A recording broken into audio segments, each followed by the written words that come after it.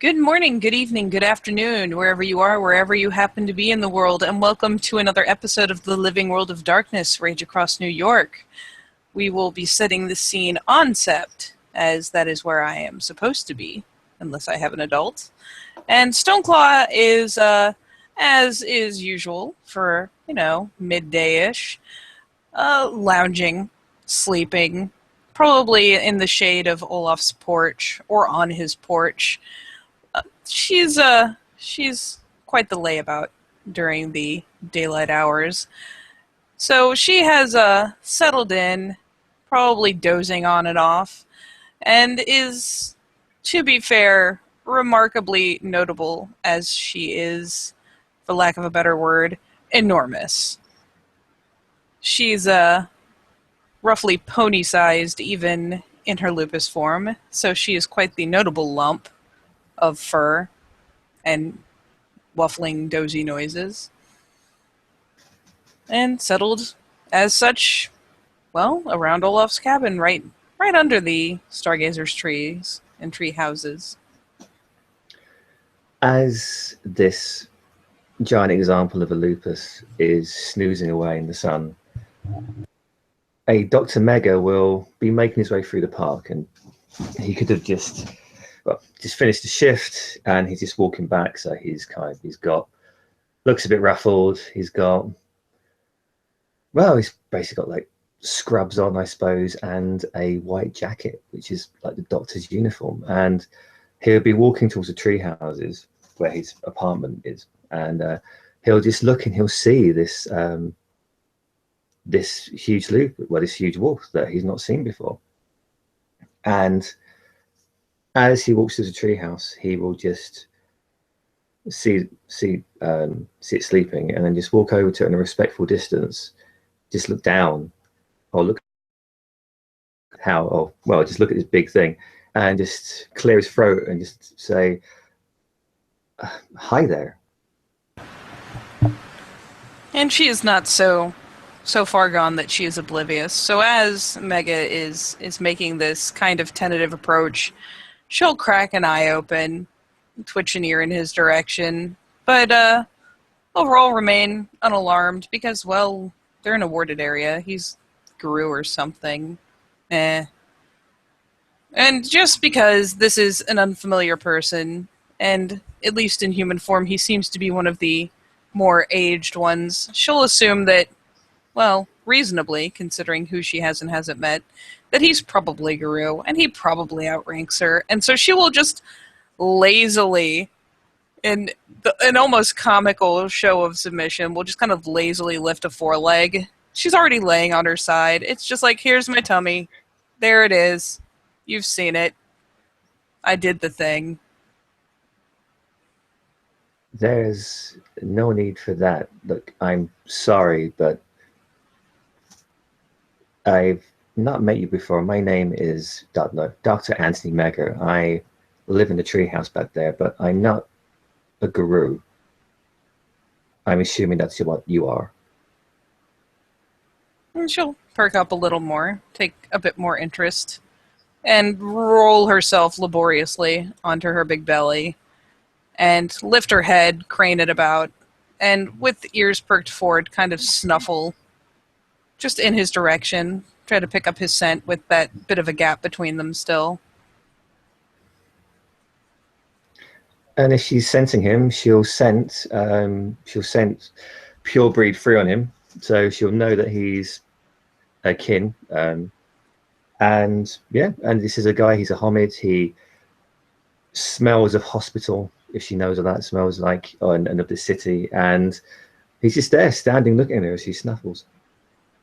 It's not necessarily that she'd know a hospital, but she's smelled odd things here and there, and she'll smell the chemicals and the cleansers and the whatever medicines probably anyone he's interacted with at work.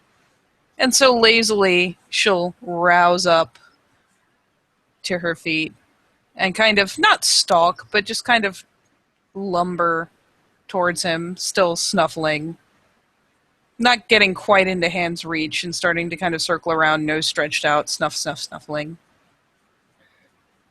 But she is a very, very big lupus, as you said She's before. quite So, large.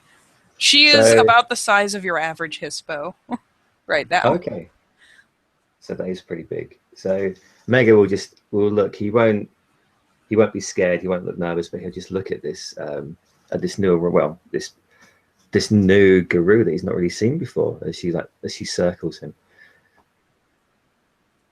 I'm afraid I can't communicate with you like this unless you do that thing of your throat or you turn into Glabro or Hamid. She'll pause, twitch her ears a couple times, and then in Guru speak, which isn't much help, say, "Cannot talk." When you say guru speak, Yeah, so she's essentially barking at him. okay. But he And probably again, recognizes it as an attempt to talk to him. yeah, so he'll just kind of just sigh, as it's probably like a big kinfolk problem, just having guru just bark at you. And you're like, what are you saying? I don't understand. Um, and so he'll just sigh. I'm terribly sorry, but I just can't understand you like this. She flicks her ears back in the slightest, not an angry gesture so much as a kind of annoyed. And consider this. Like, he's just kind of getting awkwardly stared at while she tries to process how to fix this. And she Look, plops down on her haunches. I can't understand you like this, just as a lupus wouldn't be able to understand a Hamid talking to them. I'm sure you could do something to get this going a little bit better, maybe. And she weighs her options, but she's never tried a partial shift. It may not even occur to her that she can do such a thing. And so, with some consideration, she will eventually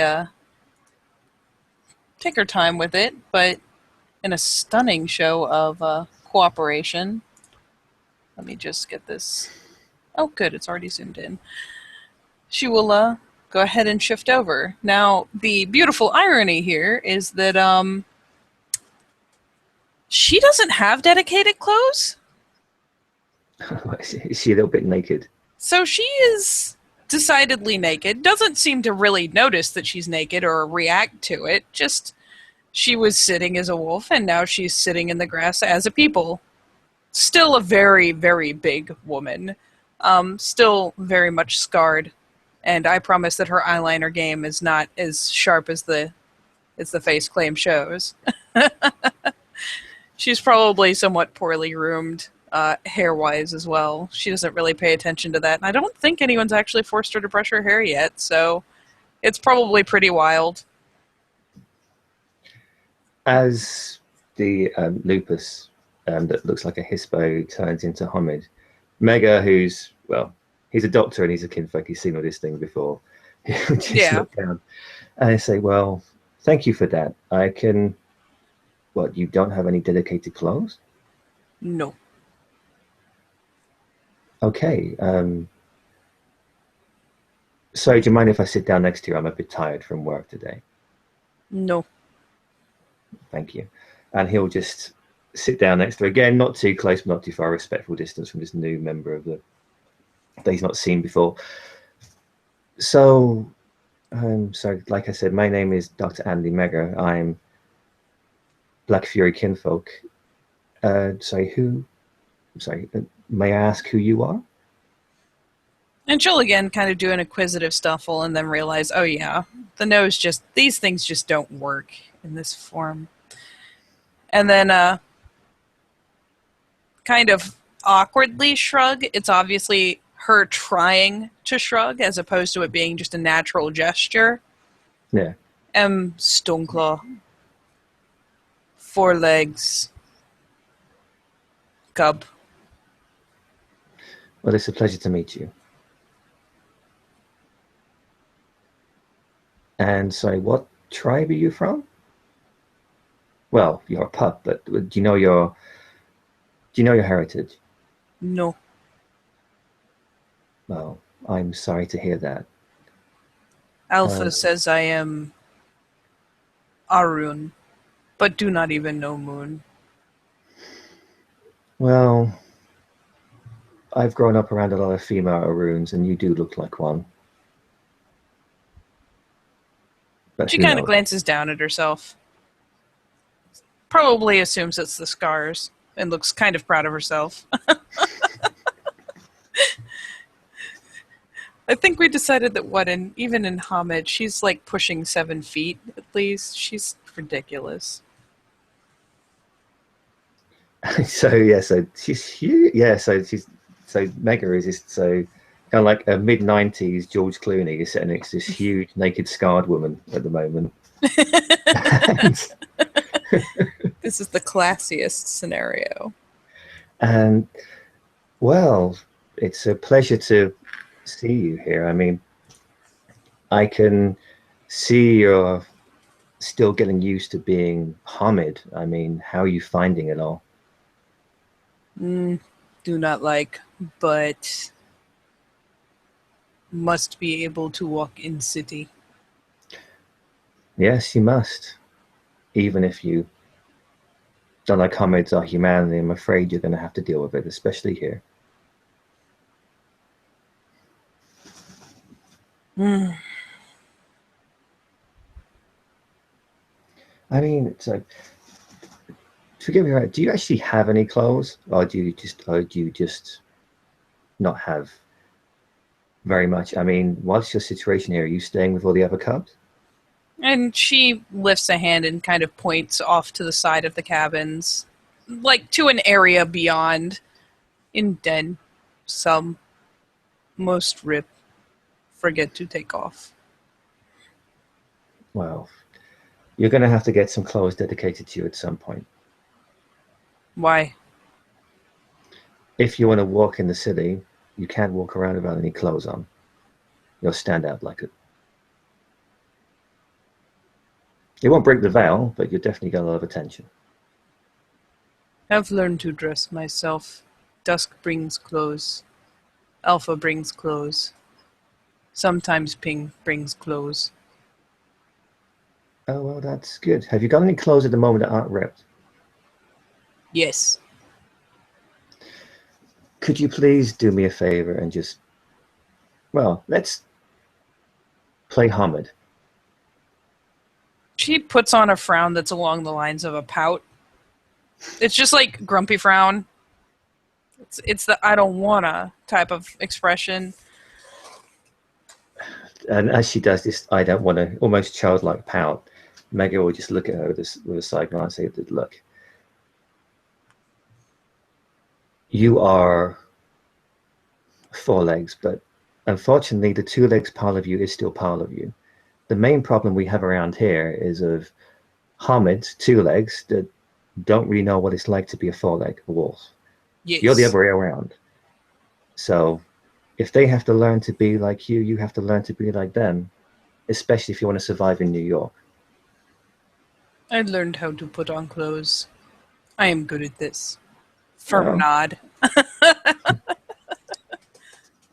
well, show me how good you are at it. She'll issue involuntarily a long suffering sort of sigh and start to heave herself up out of the grass and tromp off towards her den. And there will be an awkward process of her trying to crawl in and Hamid. Because let's face it, she doesn't do this very often. And it's just funny to watch as she crawls in and emerges with some markedly dirty but intact clothing. It probably becomes pretty obvious pretty fast that it's not easy to find clothes her size. So she proceeds to plunk down on her butt again outside of the den and go about wrestling with what amounts to a sports bra. It's tragic, but it doesn't have sleeves, so she doesn't get stuck. As as she's doing this, Mega will just say, "Look, you seem to be, you're doing quite well, but do you want some help with this? And he won't, and he say, do you want me to give you a hand? And if she'll let him, he'll start helping her dress like a parent would dress a child. He would not be the first one to have to do it. And so she considers this briefly and narrows her eyes in thought for a second, but finally says yes. Okay. And will have him come over and yeah, just help her get the shit on because sports bras have this crazy thing in them called elastic and it gets stuck and it's hard to pull down because she can't crane her arms up to reach it to pull it down. So yeah, she'll totally let him help. He will note that she does not produce anything like socks or shoes, but she does manage to pull out like a probably some some just fabric shorts, not like I guess like workout shorts, and the sports bra, which I mean it does the job. It's not classy, but it does the job. It covers the necessary bits. And so what? So what is it? So you're saying she's just wearing shorts Pretty and a much. bra, Yeah, and that's it. pretty much. Okay. I mean, most joggers wear sports bras and stuff. It's not like it's obscene. It's a lot like the picture, honestly. Okay. Well, as they did it, and Megan would just say, "Is that okay?" Well, by the way, what size feet are you? But you don't know anyway, so why am I Yeah, asking? she he says that and she looks at her foot, wiggles her toes a bit and says, "Big." Yeah. Well. Okay. Well, look, do you want to wait? Look, just I'm tired, but I could do with a run. I've been running around the main reservoir just to just get healthier. I had to a little while back so I could do something. But if you wait here for 5 minutes, I'll just run upstairs and come back down, and then we can just go there and just have a run. Would that be okay? I like to run. Yes. Oh, good. And Mega will just run up. We'll just go upstairs. Be about not too long, probably not even 5 minutes, and then come down just wearing like trainers, like sneakers, like trainers, like shorts, and just like a kind of workout top as well. And they say, "Well, follow me." And she will assume that kinfolk totally counts as, well, technically she's allowed to wander around the Sept and Hamid, but she doesn't often. But having accompaniment, she will follow him out. And Boldly hope into the Tellurian where everyone will avoid them, like the I will plague. avoid that. And I'm hoping that that maybe Mega's good old boy is having an effect here, as it even says that Guru approached him in a friendly manner, and some reason trust him, but don't know why. Even like the most horrible, I well, will not horrible, the most Homid hating Red I will Talon. tip you off that you're doing much better than most people that don't take a wolf form in front of her. So I'd say you're Okay, doing pretty good. well, that's pretty good.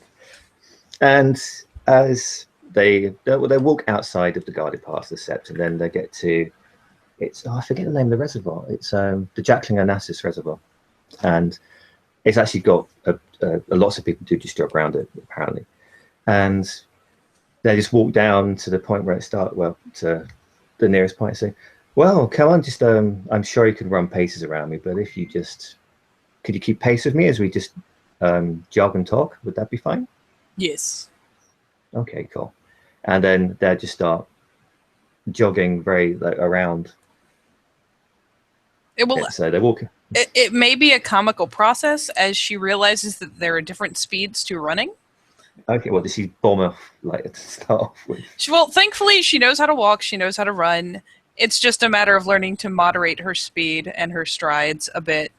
So there's the initial bit of the jog will probably be somewhat awkward as she gets too enthusiastic and runs a bit ahead and stops, or uh, kind of tries to make just a long strided walk, and that's not quite enough, and finally finds a stride wherein she can match him, which will be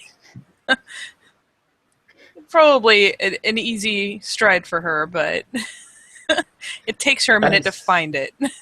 as she's going through the motion of this. Like Mega's looking at this lupus, and he's thinking, "Wow, she really is new to being Homid." This is like he's met the ones in the past he's met may have had, like if you think about Smiles or some of the other ones that have turned up, they've may have had different attitudes towards Homids, like been a bit more aggressive, but they've always been able to control their Homid selves a bit better.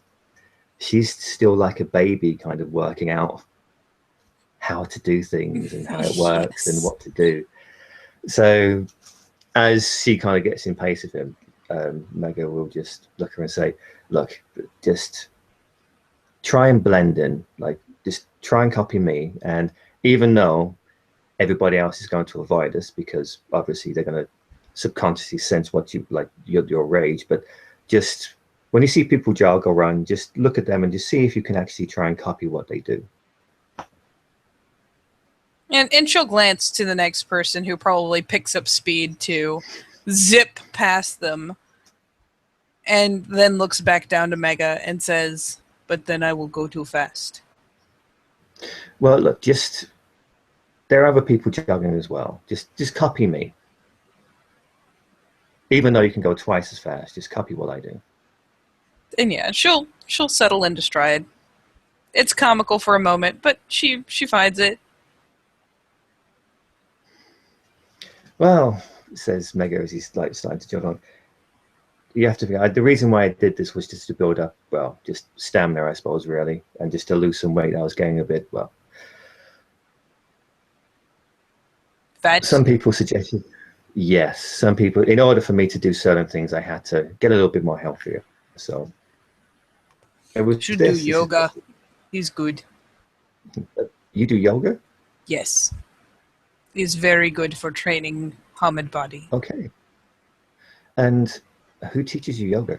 Moonbeam, but mostly dusk. Okay, okay. And how are you finding it? Is good for training human body. Yeah. Have you tried to do it in lupus yet? She cocks her head to the side. Does not work. Body doesn't move same. I'm sure though you could probably find out your own. You could work out your own kind of way to do it. Every animal stretches. Hummies just do it in a fancy way, I suppose. Can learn. Maybe make up. Many in the sept are bad at being lupus. Maybe lupus yoga would teach them. Maybe, but oh well.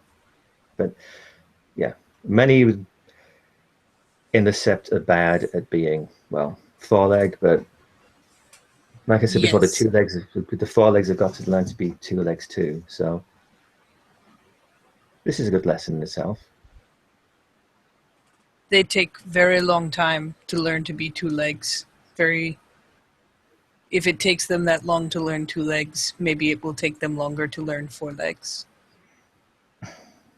It's just hard. I've never had well, I can't change like you can, but I can imagine it must be, well, should we say a bit of a shock when you suddenly change form, especially if you were a four-leg beforehand. Yes. And where are you from? Earlier on, you said you weren't really too sure about your heritage. I mean, how about, do you mind if you just tell me a little bit about yourself, just so I can get to know you? He says, "Where are you from?" or puts that in there. So she just kind of points off into the city in a particular direction, goes, "I am from there." Right from the city? Yes. How did you end up in the city? In cage. I'm very sorry to hear that. They are very sorry they did it. I'm sure they are. Is that when your first change happened? Yes. And how They long had ago? fire stick. Made me angry. And how long ago was this? And she'll dwell on that for a moment. maybe 3 moons. Wow. You certainly are a Seth baby then, aren't you? I'm not baby. I'm big and strong. You're big and strong. I was being Dusk is baby. He is runt. just because someone is smaller doesn't mean they're less than you, though. Remember that. Is not less, but is runt. Should eat more. Yes, you should. But so, who found you after your first change? How did you get into the set?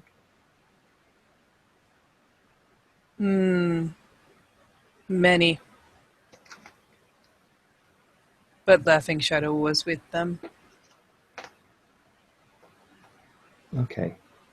So you have to forgive me for asking lots of questions. I live here, but I'm not exactly part of the gang, so to speak. I do lose track about who's here and who's gone and all the new faces and what's going on.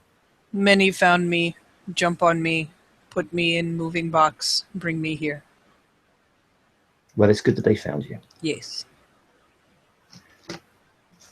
And then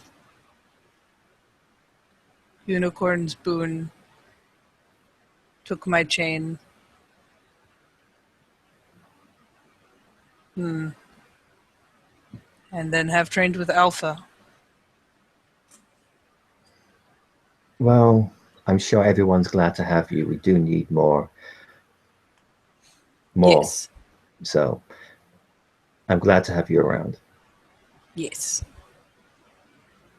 We'll keep it very safe. I'm sure you will. And so, with where you come at you with the clothes you're on now, I mean, have you got any? And he'll look down at her bare feet. Have you got any shoes at all? You know, the things that that the Hamids put on their feet. No, don't like. Okay, I like to well, touch Gaia. that is a good way to think. But when you go outside to the silly, you're going to have to put on some shoes. Alpha has some. Sometimes makes me wear them. Okay, well, But not unless I have to. it'd be a good habit to get into, even if you don't like it, just in case you have to go outside. Doesn't feel good. Crushes feet. I can understand why that would feel like that. Can't feel the Shoes are, ground. Can't spread toes. Can't grab the dirt. Don't like it. well, when you get back into the sept and you can take the shoes off, it's going to feel even better. Yes. It's a bit like, have you ever worn socks yet? Yes. Have you ever slept in a bed, a Hamid bed yet? No. Okay, when you do, one of the things that's really nice to do, even though it's a simple pleasure, is you get into bed with your socks on and then you take your socks off when you're in bed. Right, so it's not the same as touching Gaia, but it's along the same lines. She looks deeply perplexed by this whole thing. Like she's casting him these weird side looks like, what? Why And would sleep in bed? Don't need to sleep in box. look, it's good just to, like you say, people should learn every aspect of themselves. And sadly, once you go outside of the protected areas, you're going to have to pretend. And you might be in situations where you might have to sleep in a box. You might have to sleep in a bed. You might have to wear shoes. You might have to wear socks. It just makes it harder for the enemies of Gaia to track you and find you and hurt you. Do when I have to. Well, we all do what we have to. After we do that, we do what we like. Yes. Anyway, that's like I'm sure the joke so far has done nothing to to Stoneclaw, as she's probably got stamina 8 or something stupid. Not 8, but it ain't bad. And considering that But a jog for him is probably kind of a little better than a speed walk for her, it's no. yeah. Well, no, he's getting better at it. He's been doing it for a while now. But he's also just talking as well and actually doing this is a bit not normal. He just usually puts on his earphones and just goes. So you'll see him getting a little bit more, well, just out of breath, and he'll just slow down and just stop for a second. And would you like to look? Think of this as some more training. Let's go get a coffee. There's a place. There's an old friend of mine who we used to meet, and we used to go and have coffee. Should we go over to the coffee shop? I like coffee with ice. Okay. Well, I'm sure they've got iced coffee there, and yes, with that, Mega would have strategically stopped nearby where he used to meet the Porog Korax that's now not with us anymore. In his who used to annoy the patron who used to annoy the coffee shop owner by buying one coffee and staying there for about 24 hours. And so he'll find this the coffee I suppose like an independent coffee stall with tables and chairs, and say to Stone, "Oh, would you just like to sit down somewhere? I'm just going to. So you want an iced coffee, yes? Yes. Would you like anything like sugar in it, or? I like sugar. Okay, so, and he'll just go over and he'll buy himself a cappuccino, and he'll buy her this iced coffee, and he'll come back and he'll see, has she found somewhere to sit, or is she just standing about looking awkward? She will have found the process was probably about as comical as the process of her learning how to match his stride. It's just looking around at all these chairs and staring at, like, once she has found a table, staring at the chair accusingly, and then kind of awkwardly seating herself in the chair, because I don't think she's sat in a chair before. Really? She usually sits on the ground.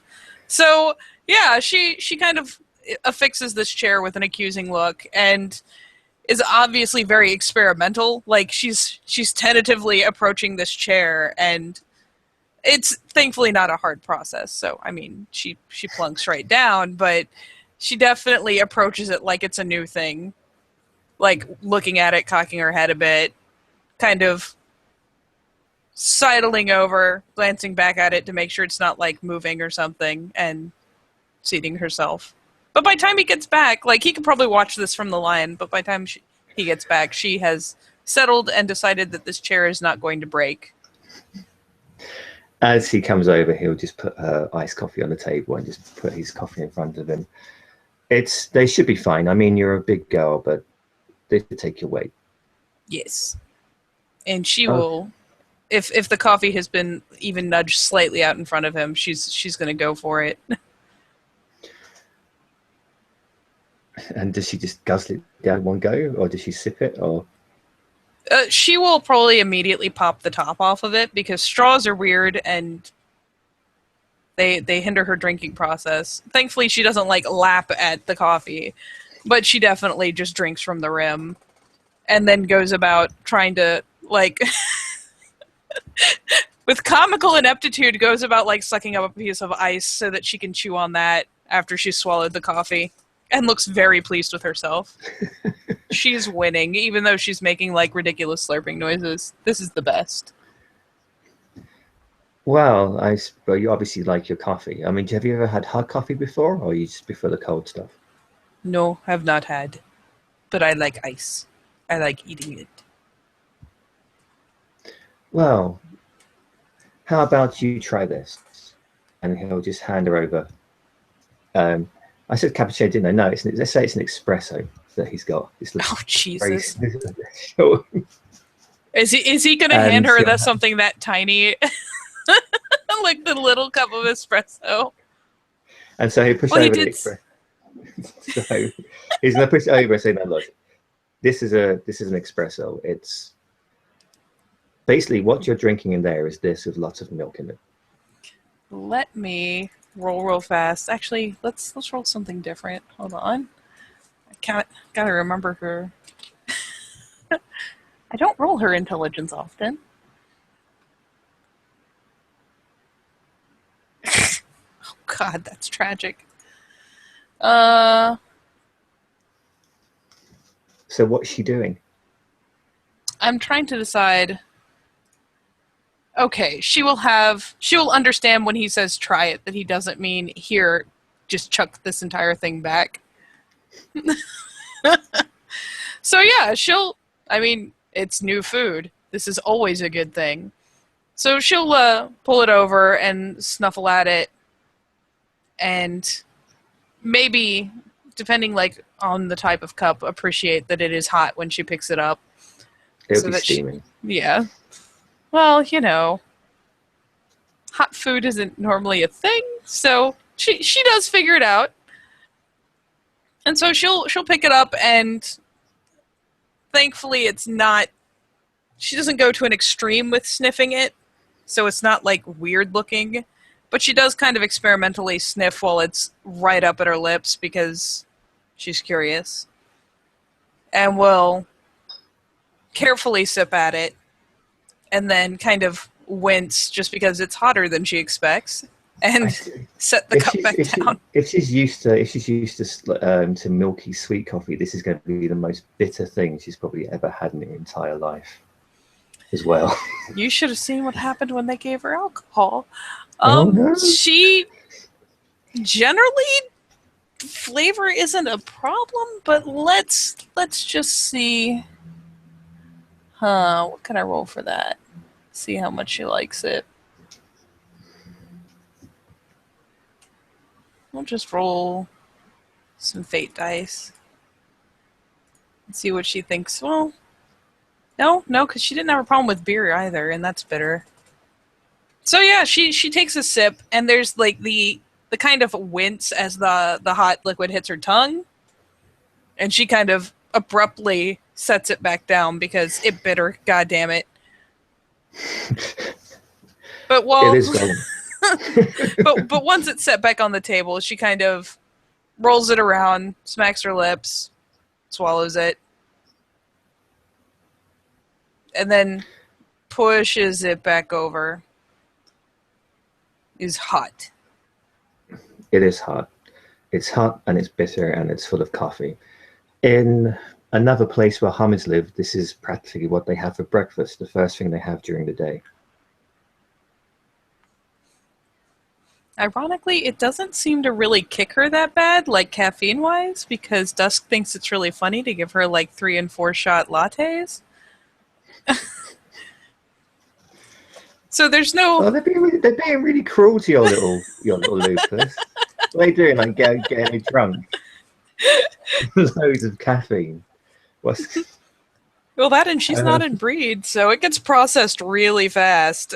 So, yeah, she takes the sip and kind of, does her little, like, oh God, that's hot, why? But afterwards, just kind of ponders over it and then goes back to the iced coffee because there's ice in it. And she likes it. And there's again the comical process of her, like, tipping it just enough that she can maybe coax a piece of ice out. And when kind of sucking at the surface of the coffee doesn't do the job, she finally just uses her hand and, like, pulls out a piece of ice and pops it in her mouth. As she's doing this, Mega will just pick up what's left of the espresso and just shoot it back and just put it back down on the table. Well, you do seem to be enjoying your iced coffee there, but I like food. Food is very good. Everybody likes food. Yes. But, well, there's no one sitting around us anymore anyway, as he looks around. None of the tables adjacent to their table are occupied. Go figure. Everyone has gotten the fuck away from her because she looks like a Neanderthal. At least with her, like, plunking her hand in her drink to get ice. And how much? I'm not asking how much weight he has, but is it substantial? Could he actually feel it? She's range 5. Actually, okay, cool. Okay, so yeah, that's Cali level of rage. He's used to that. So he can feel around her. So he's still basically just sizing her up and trying to work out from her story and like who she is, what she is, where she's from. Uh, oh, look, you're enjoying your drink, but I would say look around, but there's no one else here. But sometimes, even though it's nice to, well, slurp something down or reach for stuff with your fingers, it makes you show, well, it makes you look strange to other Hamid. So just maybe you should, when you're walking around and looking at things, just look at what Hamids do. And then just from there, talk to. Alpha already told me I can't sniff people or their No, food. no, you can't, I'm afraid. But it's not hard. I mean, you'll just get used to it. You just have to immerse yourself in it. But you're Don't going to have want to to. anyway. You're going to have to. There's always going to be the safe places where you can go. Oh, by the way, there, no one's around, but also be very careful when you're in Hamid using certain words. She blinks a time or two and kind of glances around and is visibly relieved that yeah, there is nobody near them. It's always good to keep things as secret as possible. Yes. Guru are strong, and they do. They see. I'm breaking the rules now, even though, well, it doesn't matter how strong you are. Sometimes you might be caught before. Well, you might. They are People not die. big enough to catch me. There's always someone out there that's bigger than you and stronger than you. Only Father Wolf. Nobody else is Well, bigger. we just don't know that. And she'll kind of cast a glance, across the whatever meadow is adjacent to this little stall, back towards the trail around the reservoir that people are running. And after examining all those people who are just going about their day to day, we'll look back and more firmly give a little nod, say, none are bigger. You haven't seen everyone. I have seen everyone here. Well, everyone here, but I'm talking about out there.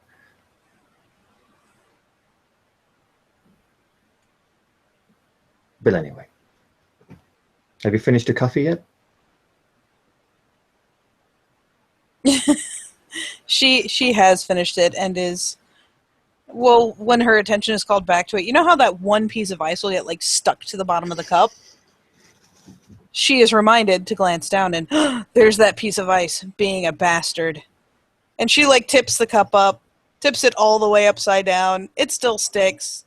So she does that whole thing where you've got the cup propped against your mouth and you're patting the back of it to try to shake loose that piece of ice because he told her he's not supposed to stick her hand in it.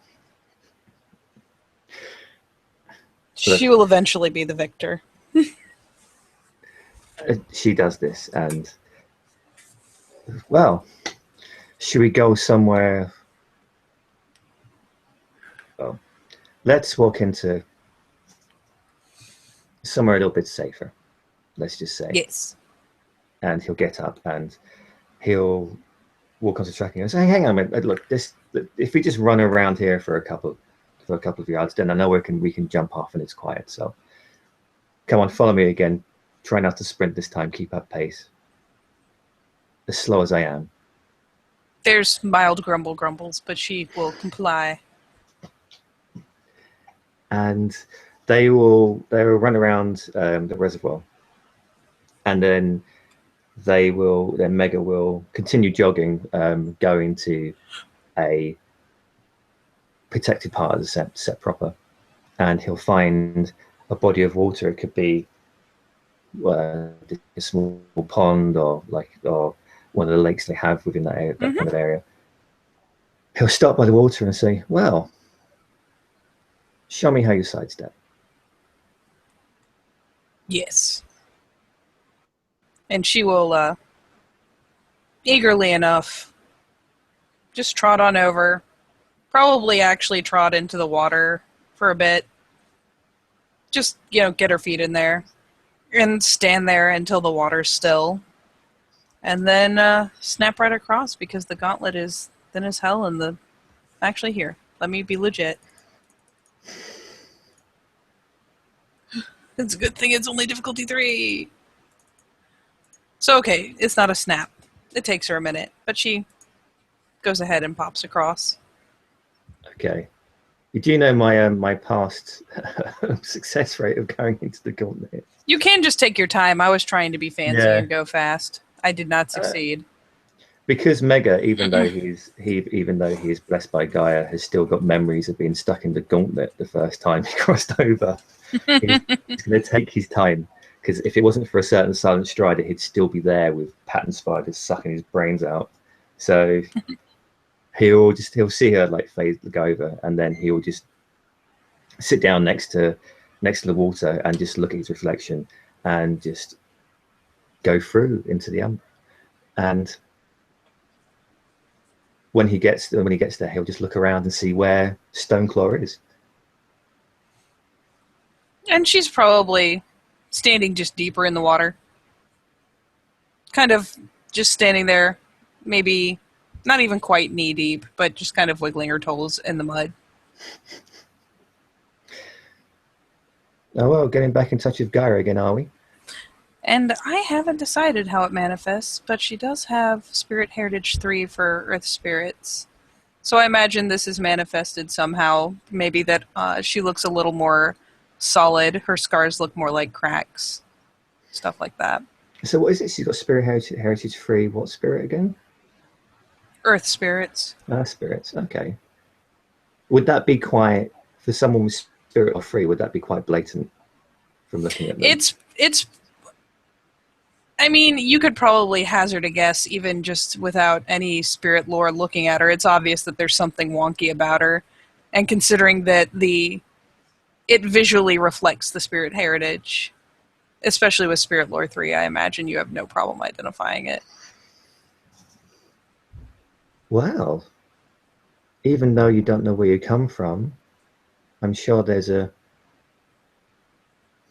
brood of spirits out there that know that you come from them at some level. And she just kind of looks down at herself. Yes. And she'll wade back towards him and kind of thrust a hand out so he can see it. That her nails probably look a lot like granite or something. They look like stone, very solid.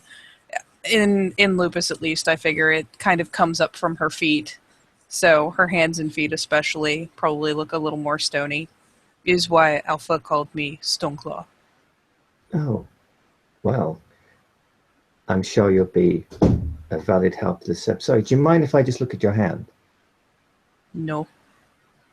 Thank you. And he'll, like a doctor looking at a patient, just like look at her hand and just analyze it for a second. Does she actually feel different in the Umbra as well? Does her flesh be more? I guess so. I mean, it's all theatrical, but yeah, it probably feels like her skin almost like a carapace, kind of. Wow, you're truly blessed. And she just kind of blinks. I'm big, I'm strong. That's good. You're big and strong, but that doesn't mean, well, you can use that for Gaia, but you can still Yes. learn as well. Some. Oh, don't be silly. You will learn.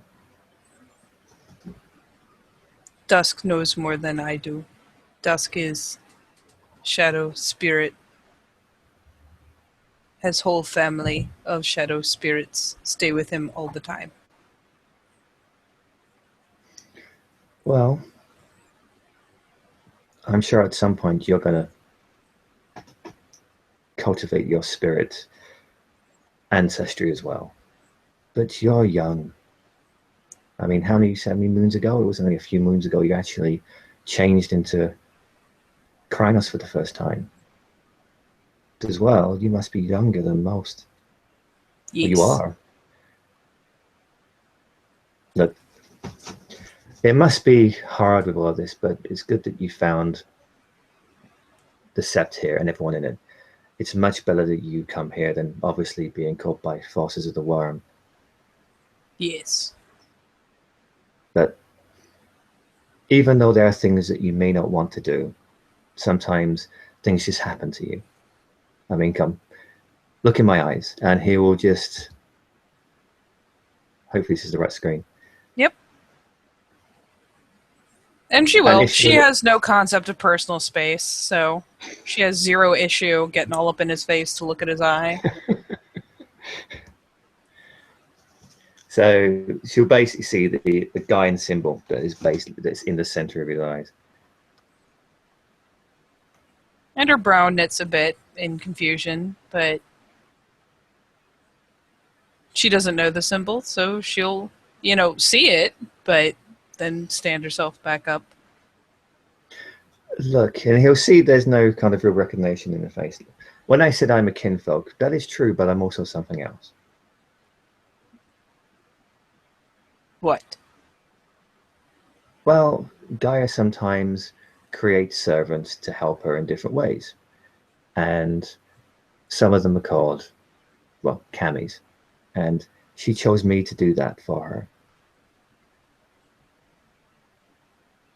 And she rolls this around in her head. Like having first change? Change into something different? More Similar spirit? to, it's very similar to that, except you were always meant to be you. You were always going to first change. It's sad that you had to be held captive and it had to happen in such horrible circumstances, but you were always going to be you. You were always going to be a guru. With me, I was asked, and I accepted. There will be a head tilt this way and a head tilt that way as she kind of processes that. Though she'll finally kind of resolve her expression and just accept it as fact. And whereas you are Gaia's warriors, I'm more of a healer. Can you heal Scar? And she kind of gestures towards the city.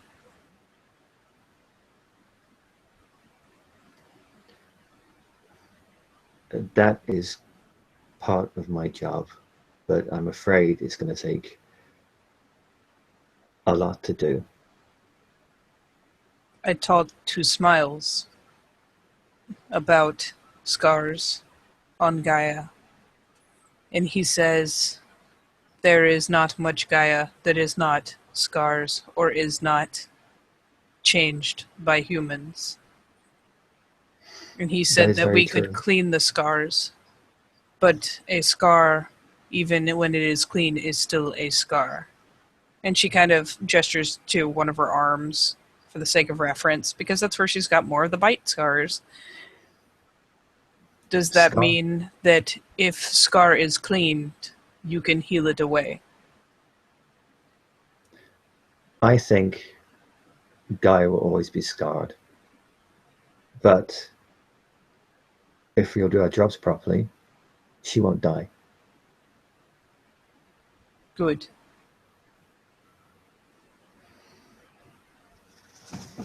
If so And much was scar, then she would be dying. oh, Gaia is dying. Yes, but if that much is scar and scars cannot be healed, then she will die even if we clean them. Oh no, I mean, look at you. You're covered head to toe in scars. You're not dying. There You're is just more of marked. me left than there is of Gaia. I don't know about that, to be honest. I think that, well, to be honest, we're in trouble, but there still is a chance, there still is hope. And Hamids aren't everywhere. Smile said that the places that did not have humans were many days of running away. Days and days and days and days of running away. That means there is very much scar. That is true. But we're all gonna have to do this one step at a time and start.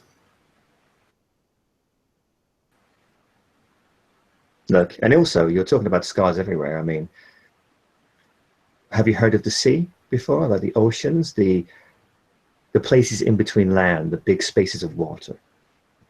No.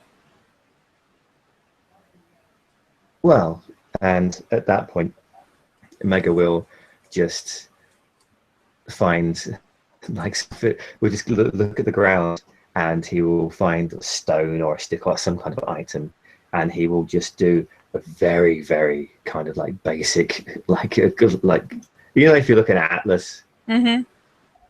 got like the scope, and you've got the United States, and it goes across into Europe, and then Russia and Asia and all that, and so he do a very, very kind of basic drawing of that, and then he'll just plonk, do a mark on where they possibly would be on his very bad map. So he'd done mark New York, and I go, look, you're there. This, and he'll point to, this is the land that we're on now. It's Understand? small. This is small. It's a small drawing, but if you look at it, and then he'll just mark with dashes the bits in between the land. That's where the water is. In fact, Gaia is made up of more water than land. Hominids aren't there yet. They're poisoning it, but they're not there yet. So even though you can't see it, there's a lot of Gaia that isn't scarred. Just pretty much all the places where we are. And she considers this roughly drawn map, but I'm going to go out on a limb and say that it's a bit much for her to grasp. She's never seen like a picture like or a globe or a picture from No, space or no, anything fair like enough. that. She doesn't have much of a Then it's a bit of a weird this, concept to get your head around. yeah. Mapping is not a thing she understands just yet. So she'll kind of look at it, and she's visibly perplexed and tilting her head this way and that way. So Gaia has as much water as land, or more water, and the water does not More? have humans. No. Well, they travel over it, they travel under it, but they don't live in it. Good. Then there are Although places not scarred. there are places not scarred, and there are places not scarred on the land as well. I mean, I came from, when I grew up in the Black Fury set, it was, well, some places weren't scarred, where the Guru would go to have their right, to hold their moots and protect and worship Gaia. There are places where, But not as many places not scarred as scarred oh no, is still bad. it's bad, but we have to work with what we've got here. But if I clean a place so that there are no more humans, you can make it better so Gaia can be alive. You can heal her. Yes, but humans, well, look, you know about Gaia. You know about the triad?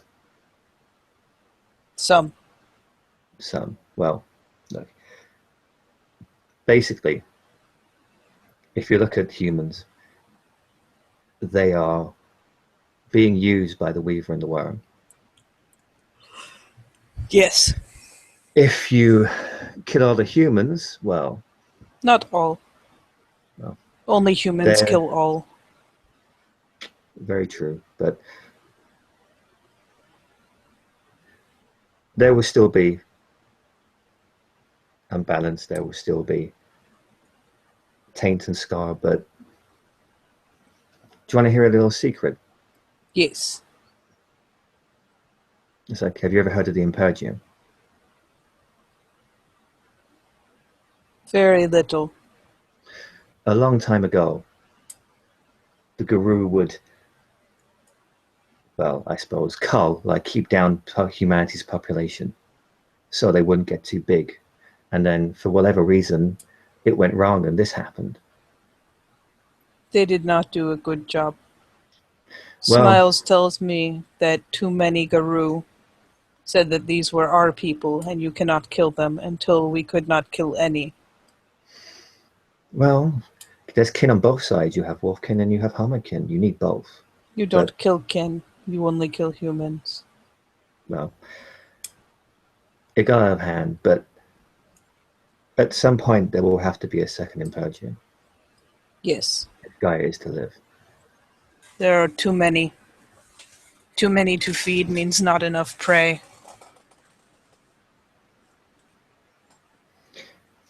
Which is very true.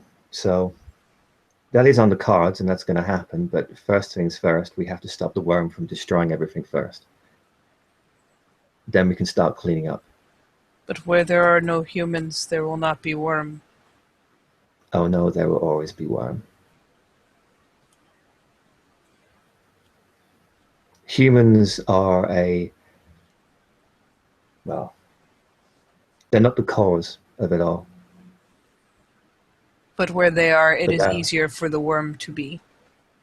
oh, very true. So if a But the place worm, is clean of humans, and we go and we cleanse and we heal Gaia, then the worm will not be able to take it. the worm can still affect other creatures, other animals. It can affect wolves, it can affect Guru. I mean, look at the black sparrow dancers. Have not seen. Well, unfortunately, you probably will at some point, but I will win. I'm sure you will. And then I will tell Father Wolf that I have won. So that the Look, what I'm trying to tell you is this. Essentially, what you're saying is right. Wherever humans are, there's scars and it's killing Gaia, our great mother. But there is more to it than just humans. yes. But humans make it worse. If humans learn to live as part of Gaia in packs, in herds, then they will not hurt Gaia. They will dig for roots. They will hide in dens. They will do what they are supposed to do. To be honest, I And think when that, there are too many, they will be eaten. well, I'm sure there will be some kind of way that people can coexist without destroying everything. Look, not every human is bad. Remember that. Not every human is worm tainted. No, but all humans, they do not, they are not part of Gaia anymore. They do not live like Gaia wants them to, like Smile saw in the place where he lived, where they are another creature, where they eat what is there, what Gaia provides, where they use what Gaia provides, and they are part of the cycle. Now they are not. believe it or not, some people still do, and they're very, very few and far between, but they are out there. Then those ones do not need to die. Well, I'm glad. But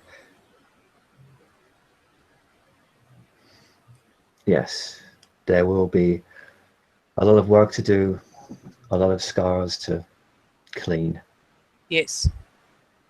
But when you do see people that are corrupted by the worm, I'm not asking you to feel sorry for them, but to a point, pity them, because they don't know the true love of Gaia and they have been corrupted. It's sad, but they are better dead than make it worse. I have to say that part of me does agree with you. In order for everything to get back to how it was, a lot of things are going to have to change. Yes. Huh? I will have to get very big and very strong so that they cannot tell me no. I'm sure you will get much bigger and much stronger before your time is done. Yes. I will win the challenges so that we can call. Because it must be done. Or Gaia will die. Very true. I'm glad Gaia has you. Yes. I will protect her. Well, it's been a pleasure talking to you. Can you find your way back to your den from here? You must be able to. You must be used to the set by Yes. now. Particularly with them being in the Umbra, she can very confidently say yes. And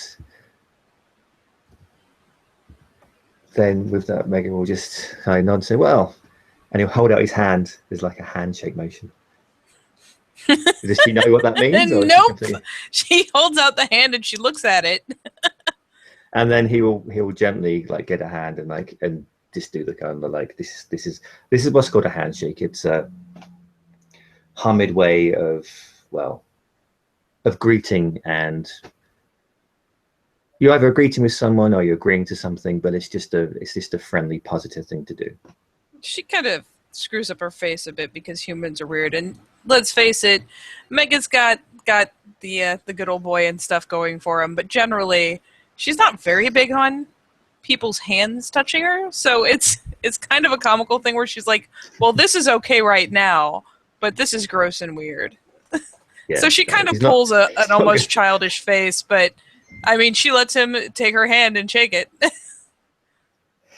So he'll shake a hand and say, well, I know that you don't like any of this, but even if you never get to like it, which part of you never will, you'll just have to get used to it. One of the best ways to survive is to hide in plain sight. So yes. So maybe next time we meet, maybe we could go out in the city and you can have some more Hamid lessons then. Although you'd have to have a pair of shoes.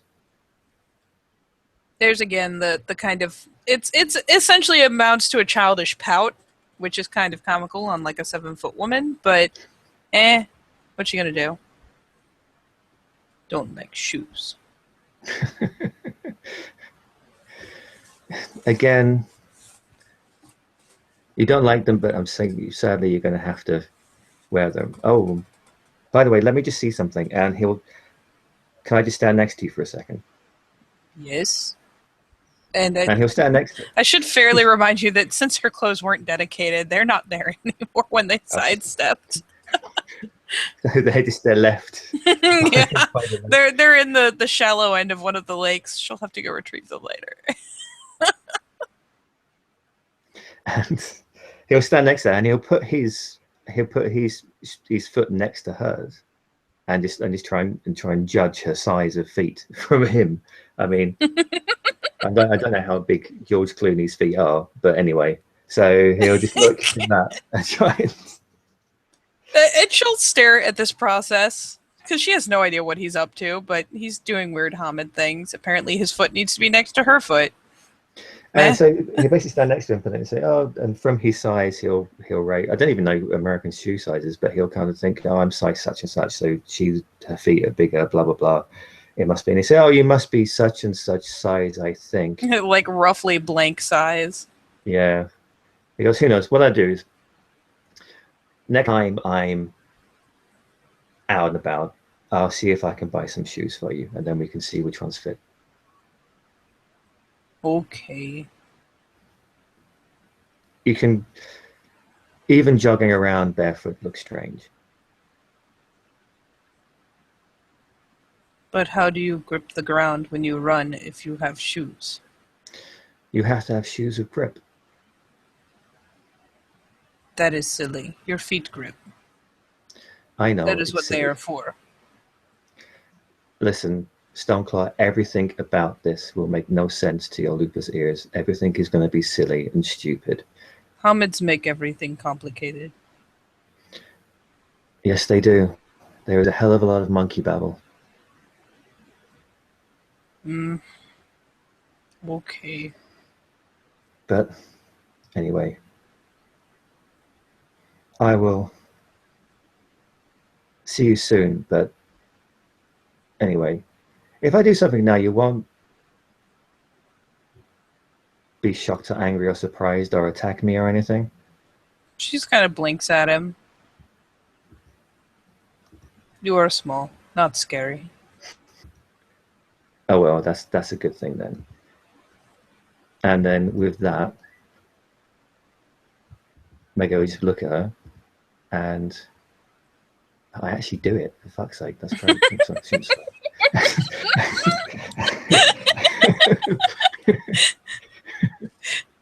What does he do? And he, as he's looking at her,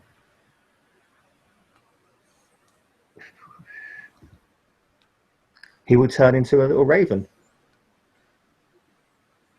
and just look up at her and just make a weird raven noise. Like he doesn't even speak Like the raven. croak. Like, I don't know. They make really odd noises. I've been looking at them on I YouTube. They're love quite them. funny actually. I love the noises they make. They have so So much he'll make personality.